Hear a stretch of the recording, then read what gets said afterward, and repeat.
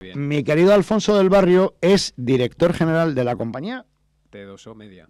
Vale, y explícanos qué es T2O, porque tú me acabas de decir que hay veces que el O lo confunden con un Sí, cero, que el cero lo confunden con una O. exactamente. No, con el tema del naming, la verdad que tenemos circunstancias de lo más variopintas, porque hay gente que es muy dada a decir T20, que es uno de los habituales, luego a partir de ahí combinaciones infinitas, pero bueno, la forma correcta de decirlo es T2O con el apellido Media. Y bueno, si nos tuviéramos que definir así de una manera más o menos rápida, diríamos que somos pues una agencia de medios, por situarnos de manera clara en la mente de, pues sobre todo de los clientes y los anunciantes con los que colaboramos, y seguiríamos con digital, dado que nuestro origen es eminentemente digital, que hablar hoy en día de los medios digitales pues es algo como muy de perogrullo.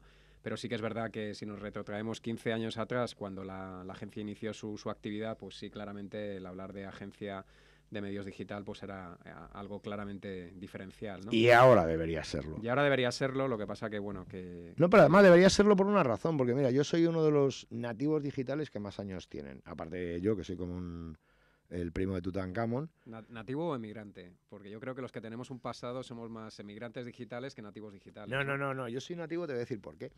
Porque yo trabajé en medios de comunicación escritos, además trabajé en la sección de maquetación en el diario 5 Días, Sí. luego estuve en el rediseño del Canarias 7 y luego monté un grupo de periódicos gratuitos, que entonces no existía la prensa gratuita, en papel porque no existía tampoco internet. Y en el momento en el que me deshice de aquel grupo, que la verdad es que fue bastante penoso porque conocí a todos los que están hoy en la cárcel, desde González, Aguirre, Granados, o sea, todos. Bueno, eso es... Y les vi en su momento más divertido y más lúdico y poderoso. Después me dediqué a pintar, a hacer esculturas y a hacer música y no sé qué más. Y luego me enganché en el mundo de lo digital, pero no como reenganchado de nada, sino como recién llegado a una cosa que me acuerdo que la primera persona con la que hablé era Marisa Navas, que estaba directora general de comunicación en Telefónica, y cuando le dije, Marisa, te quiero hacer una entrevista para PR Noticias, me dijo, ¿para qué? Digo, a ver, para PR, digo, bueno, da igual, peores noticias, lo que quieras, llámalo como quieras. Es una buena forma de recordarlo luego. Claro, y entonces me dijo, ¿pero y esto cómo es? Digo, a ver, tú hablas conmigo, yo lo transcribo y yo lo cuelgo en un... ¿Cómo que lo cuelgas? O sea, no sabían en Telefónica en aquel momento porque no existíamos. Entonces estaban haciendo David Rojo con el periodista digital, Jesús Cacho con el confidencial digital. ¿De qué año estamos hablando aproximadamente, Pedro? El 98. Claro, había justo, nacido... decir, fue cuando yo me inicié en el mundo laboral. Claro. Y yo siempre cuento la historia de que, bueno, cuando llegué, que además mi primera aventura profesional fue en una agencia de medios, porque he estado casi siempre entre agencias de medios y medios. No he estado en el lado anunciante, que sería la parte que me faltaría quizás por tener la foto completa. Pero yo en aquel entonces recuerdo que cuando teníamos desde la agencia pues esas sentadas por la parte fundamentalmente de lo que son medios impresos, que estaban todavía en una fase puramente analógica, todo lo que tenía que ver con el digital, que era en lo que se estaban ellos iniciando, pues era así, ese complemento que estaba ahí, pero que no ellos sabían nunca, muy bien ni qué era ni a dónde iban. Pero ellos nunca han creído en eso. Ni Han creído, ni creyeron. No, ni creen, ni van a creer. Y además es que la demostración y la constatación de lo que digo es que siguen imprimiendo papel. Total. O sea, vamos a ver. España es un país que no lee. Pero no es que lo diga yo, es que ni que lo digan las estadísticas. Es que tú sales por la calle y de cada 100 personas, si hay uno que lleva un libro, ya es mucho. Sí. Los demás leen en el móvil, es verdad. O sea, los demás, no, yo me leo un libro en el móvil. Bueno, sí. Lo que pasa es que luego cuando te fijas, o lo que están es mandándole WhatsApp a un amigo o algo parecido. O sea, leer se lee más bien poco. Yo recuerdo en la facultad ver bloques y bloques y bloques de esto de periódicos, el 5 Días, tal, cuando estuve haciendo empresariales. Y era, joder, el periódico gratis, tal, era como una emoción, como un... Sí, yo lo recuerdo también. Pero luego 10 años después yo he pasado por la facultad alguna vez a hacer el ganso y a decirle a la gente que era lo que hacía cuando iba a la facultad y los periódicos estaban allí, no había forma de que... Entonces, bueno...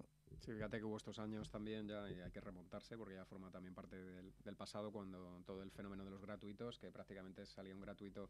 Y yo creo que sí había esa experiencia, ¿no?, que describías antes de emoción, de ¿Tú tal. sabes por qué fue eso de los gratuitos? Del olor. Pues, hombre, he oído todo tipo de, Sí, de- pero de teorías. hay Es una, cierto que, hay una que había teoría un que es la negocio, real. entiendo que había un negocio publicitario detrás que le daba cierto sentido a aquello, ¿no? Nah, no fue eso. Eh, Es mucho más duro que eso. Por eso es un engaño como todo lo que pasa en esta sociedad. Mira, ya, el primer periódico gratuito que existe en el mundo se llama Metro. sí, que es un gran grupo a Vale. nivel global. ¿Y por qué sale Metro? Porque Metro es un grupo sueco que habían almacenado en las papeleras suecas millones de toneladas de papel Ujú, y no tenía salida. El problema que tenía ese papel era que si salía al mercado en ese momento, creaba un default en el mercado del papel que lo destruía todo, pero no el papel de impresión, sino que iba más allá. Entonces, estaban esos almacenes llenos, no había forma de colocarlo en el mercado, ni vendiéndolo por una manera, ni vendiéndolo de otra, e inventaron, pues vamos a gastarlo. ¿Cómo lo gastamos? Haciendo prensa gratuita. ajá, Entonces, esa es la realidad del nacimiento de la prensa gratuita. La realidad del nacimiento de la prensa gratuita, en el caso mío, es que yo estaba hasta los cojones de trabajar y de que me vacilasen y dije, me voy a montar un periódico y se me ocurrió montármelo donde en aquel momento florecían la Urtel, la Lezo, la otra y la otra. Bueno, una vez que ya hemos pasado de esto, sobre todo en la parte mía de la historia del abuelo Cebolleta, a mí me gustaría, porque también me imagino que sí. hablamos antes del nombre, ¿habrá también algún iniciado que diga Chi, Chu, O? Sí, y de hecho en el último año pues es relativamente sencillo que haya gente que lo verbalice de ese modo, ¿no? Somos, como decía antes, pues una compañía con 15 años de historia.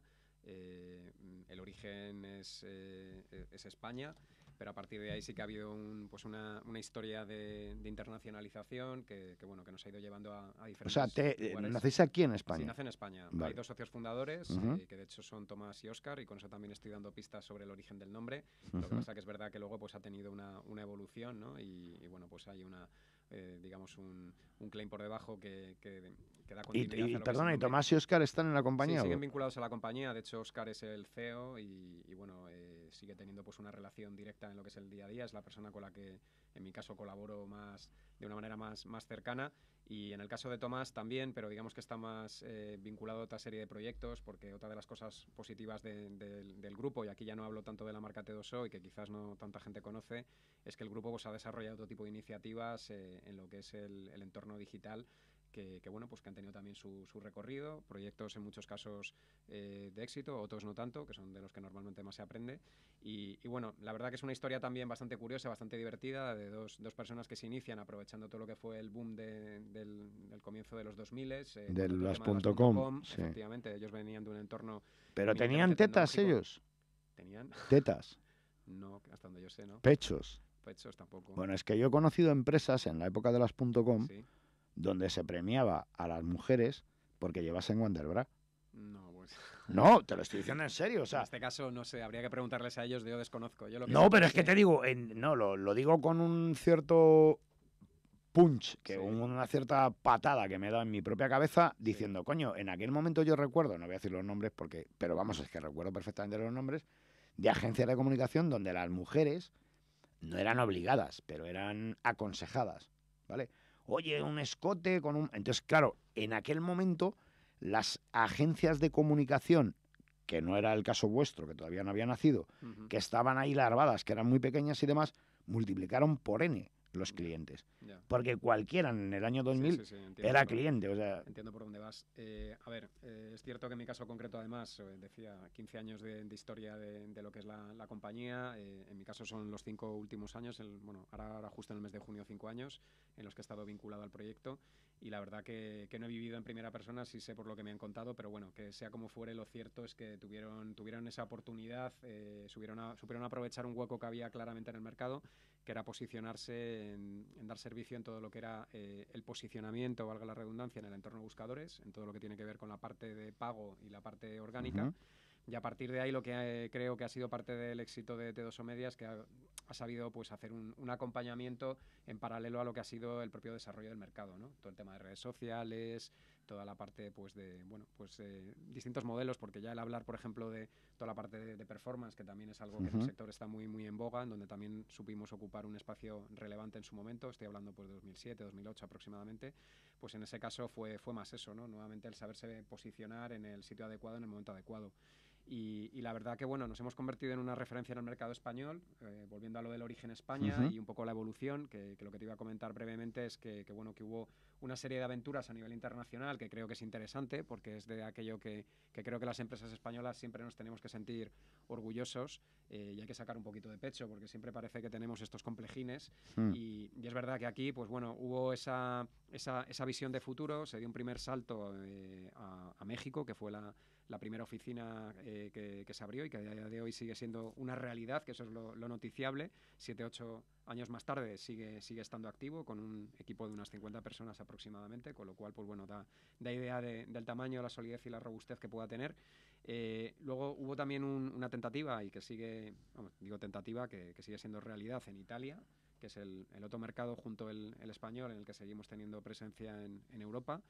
Y decía que ha sido un poco el principio de la respuesta a la pregunta del T2O Media. El pasado año iniciamos actividad en Estados Unidos, nada más y nada menos, o sea, eso ya es jugar en Champions League, concretamente en el estado de Texas, en la ciudad de Houston, y básicamente el motivo, por adelantarme al porqué, bueno, primero porque evidentemente es el gran mercado, y entendemos que la gran oportunidad, una vez que ya se habían vivido, he obviado una que fue Brasil, donde también tuvimos un aterrizaje, iba a decir casi forzoso, ¿no? Porque parece que el que no estaba en Brasil en aquellos años, que también era Dorado, era como no estar en ningún sitio dentro de un plan de internacionalizarse. Es verdad que allí las cosas pues fueron complejas, porque es un mercado difícil, es un mercado... Es que bastante... no es lo mismo que el mexicano. No, nada que ver, nada que ver. Fíjate que luego te encuentras gente que te dice que si el brasileño mejor que el mexicano, de estos casos ha habido, pero yo en mi experiencia... El mejor mercado de allí es el mexicano con diferencia, hombre. Sí, para mí sí. Aparte que, bueno, que ya sería entrar en otro tipo de valoraciones, pero es verdad que antes de entrar al estudio hablábamos de Venezuela, ¿no? Yo creo que, por ejemplo, México es un país con el que hay unos lazos y hay una afinidad en todos los sentidos. ¡Viva México, cabrones! ¡Viva México, cabrones! Esto es una frase que repetimos mucho en la casa, porque la verdad que son gente entrañable, es gente cercana y es gente maravillosa. Ya incluso tienes un vínculo humano, emocional, que te hace que ya tu vida, después de haber conocido aquel país, ha cambiado. Ha cambiado, forma, ¿no? Sí. Y bueno, Estados Unidos, pues eso, lo que hablábamos. Gran oportunidad, gran mercado. Es verdad que es un mercado muy maduro. Y se daba una circunstancia también nuevamente curiosa y que habla bien de España y de lo español. Y era que había marcas españolas, sobre todo el sector travel, que es otra de las grandes industrias que también va muy de tapado en ocasiones, ¿no? Porque siempre si nos preguntan así en plan, recuerdo espontáneo iba a decir, oye, ¿cuál sería el sector que destacarías? Pues parece que retail es el que nos viene a todos de manera pues más o menos rápida a la cabeza. Pensamos en marcas como Zara, Mango, etcétera, pero es verdad que la industria hotelera concretamente de este país es una máquina brutal y bueno, y la oportunidad estuvo ahí. Hubo marcas con las que venimos colaborando, Barceloteles, Palladium Hotel Group, Hoteles Bahía Príncipe, etcétera, que han querido apostar por nosotros porque sus experiencias con agencias locales, en este caso americanas, y vuelvo a lo de que tenemos que quitarnos quizás esos complejos, pues en cuanto a lo que es el nivel de calidad del servicio no estaban en esa misma línea y bueno, nos han dado la oportunidad, estamos intentando aprovecharla y por eso hemos aterrizado allí. A partir de aquí, todo lo que venga, hablando localmente, pues es algo que intentaremos aprovechar y ojalá pues nos permita tener continuidad en Estados Unidos, porque oye, creo que nuevamente es algo súper positivo, ¿no? Y un ejemplo para muchos de que tenemos que salir fuera y intentar pelear. Está claro. Hay que creer en el genio latino y hay que creer en el genio español. Totalmente. Y es cierto que los anglosajones, por mucha prisa que se den, todavía no se han despertado cuando nosotros estamos ya con la cena. Total. Mi querido Alfonso, hemos hablado mucho, hemos hablado poco, no lo sé, pero podemos hablar más. Y seguro. Podríamos quedar, se me ocurre... Sí. Cuando tú quieras. No, pero aparte de que hablemos nosotros, se me ocurre que excitemos al sector. Tenemos que buscar fórmulas, ya que tú eres y perteneces a una agencia de comunicación que tiene suficientes años como para tener experiencia, pero solo hay que oírte hablar a ti para darnos cuenta de que es algo que está muy vivo, que es muy real y que está muy identificado con lo que está ocurriendo. Entonces, hombre, a mí sobre todo por nuestros oyentes, porque no habitualmente tenemos la oportunidad de desenmarañar una parte del mercado y contigo seguro que lo vamos a conseguir. Yo te agradezco que hayas venido hoy a vernos. Insisto en que dejo el guante encima de la mesa para que tú lo recojas y el día que te convenga. Sí, lo encajamos. Lo podamos... Digo que el placer nuestro por habernos dado la oportunidad de estar aquí y haber podido charlar, que hemos tenido además una previa muy interesante. Así es. Y bueno, que nada, que ha sido todo un lujo, ¿no? Y no sé si ha sido largo o corto, como decías, a mí se me ha hecho muy corto. Y nada, que... Sí, pero yo te quieras. digo, mira, uno de los grandes problemas de la comunicación, y tú lo sabes seguro que mejor que yo, es que aparte de aquellos que no tienen nada que hacer y nos verán una vez e incluso dos, estamos viviendo en un tiempo que es el tiempo de la vitesse, de la prisa, de la velocidad. Absolutamente. Bien, entonces, este relajo, estos 15, 20, 25, 30 minutos que hemos hablado, a mucha gente le van a servir porque les has contado conceptos muy claros de dónde estamos, de dónde venimos, y nos quedaría por saber hacia dónde vamos, pero bueno, sabiendo que tenéis un plan claro de internacionalización, que estáis llevando vuestras formas y maneras de comunicar a otras partes del mundo, entendemos que esa es vuestra apuesta. Alfonso, un beso muy fuerte para tu equipo. Muchas gracias. Cuídales mucho. Intentaremos. Diles que desde aquí, desde los retos de la comunicación, les seguimos. Muy bien. Para nosotros sois una agencia referente y lo que queremos también es que nos utilicéis. Porque lo interesante de esto no es lo que podamos hacer hoy, que evidentemente tú sales de aquí ya. El Uber, el Cabify, la vorágine, el no llegó a la comida, tal. Bien. No, pero entiéndeme. Somos gente bastante terrenal, muy aterrizados. Por eso, démonos esos 10 minutos. De hecho, todo esto que estabas comentando me encanta porque fue parte de lo que estuvimos debatiendo hace una semana escasa en Omespo, que es la feria del sector, la feria de marketing digital. Y cuando hablabas de esto de ansiedad, de urgencia, en la charla, porque creo que al final fue una charla más que una ponencia que parece muy grandilocuente siempre, el primer punto de reflexión fue este, ¿no? De vamos a tomarnos las cosas con cierta perspectiva, cierta calma, entendiendo dónde queremos ir y en función de eso vamos a recorrer el camino que toque recorrer, pero vamos a huir de esa ansiedad, de esa urgencia, porque es que es verdad que al final estamos en un formato de pollo sin cabeza y eso no nos puede quedar nada más que cosas negativas, ¿no? Entonces, que perdona que te interrumpiera, pero hombre, es que me ha parecido muy al hilo de lo que que estabas comentando, porque creo que somos conscientes y hablamos también antes de las nuevas generaciones, pues es otra cosa que sucede exactamente igual, ¿no? Lo ves en tu propia casa, lo ves fuera, que vivimos en un momento donde lo que prima es el momento y a veces hay que ser un poquito más reflexivos, más profundos y más humanos, ¿no? Y creo que esto es parte de lo que tenemos que intentar cambiar en la sociedad. Ya, lo que pasa es que ya sabes que, insisto en lo de antes, con tanta velocidad vemos pasar las cosas y al final no nos fijamos en nada. Bueno, mi querido Alfonso del Barrio, muchísimas gracias. Gracias a ti, Pedro, de nuevo. Insisto en que tenemos pendiente hablar mucho más. Seguro. Y desde aquí decirle a todos los oyentes y a todos los que nos siguen, a toda la gente que está en nuestras redes sociales y que están ahora disfrutando de este momento, pues que pueden también, si quieren, repetirlo, pueden retuitearlo y pueden decirle a la demás gente que Alfonso del Barrio nos ha dado una clase de saber estar, de comunicación y lo más divertido, de humanidad. Un beso para vosotros y muchas gracias a mi querido Alfonso. Muchas gracias a ti y muchas gracias a todos los que nos hayan seguido este ratito. Gracias, chao.